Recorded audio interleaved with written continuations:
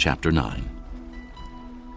Jesus stepped into a boat, crossed over, and came to his own town. Some men brought to him a paralytic lying on a mat. When Jesus saw their faith, he said to the paralytic, "Take heart, son. Your sins are forgiven." At this, some of the teachers of the law said to themselves, "This fellow is blaspheming." Knowing their thoughts, Jesus said, "Why do you entertain evil thoughts in your hearts? Which is easier, to say, 'Your sins are forgiven,' or to say, 'Get up and walk'? But so that you may know that the Son of Man has authority on earth to forgive sins." Then he said to the paralytic, "Get up, take your mat, and go home." And the man got up and went home.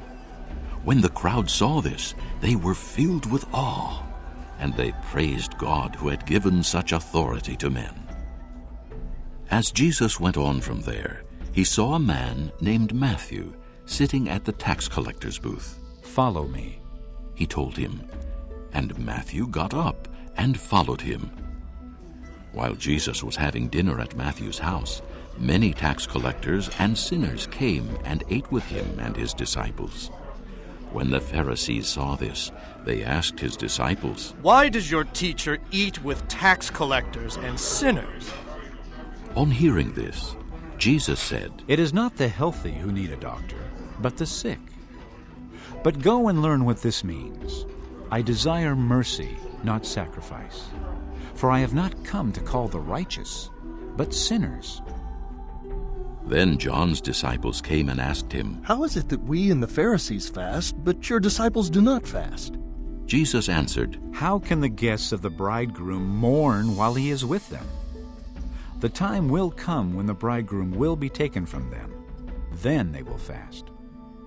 No one sews a patch of unshrunk cloth on an old garment, for the patch will pull away from the garment, making the tear worse. Neither do men pour new wine into old wineskins. If they do, the skins will burst, the wine will run out, and the wineskins will be ruined. No, they pour new wine into new wineskins, and both are preserved." While he was saying this, a ruler came and knelt before him and said, "My daughter has just died, but come and put your hand on her and she will live." Jesus got up and went with him, and so did his disciples. Just then, a woman who had been subject to bleeding for 12 years came up behind him and touched the edge of his cloak. She said to herself, "If I only touch his cloak, I will be healed." Jesus turned and saw her. "Take heart, daughter," he said, "your faith has healed you." and the woman was healed from that moment. When Jesus entered the ruler's house and saw the flute players and the noisy crowd, he said, "Go away! The girl is not dead, but asleep." But they laughed at him. After the crowd had been put outside, he went in and took the girl by the hand, and she got up. News of this spread through all that region. As Jesus went on from there, 2 blind men followed him, calling out, "Have mercy on us, Son of David!" When he had gone indoors, the blind men came to him, and he asked them, "Do you believe that I am able to do this?" "Yes, Lord," they replied. Then he touched their eyes and said, "According to your faith will it be done to you." and their sight was restored. Jesus warned them sternly. "See that no one knows about this." But they went out and spread the news about him all over that region. While they were going out, a man who was demon-possessed and could not talk was brought to Jesus. And when the demon was driven out, the man who had been mute spoke. The crowd was amazed and said, "Nothing like this has ever been seen in Israel." But the Pharisees said, "It is by the prince of demons that he drives out demons." Jesus went through all the towns and villages, teaching in their synagogues, preaching the good news of the kingdom, and healing every disease and sickness. When he saw the crowds, he had compassion on them, because they were harassed and helpless, like sheep without a shepherd.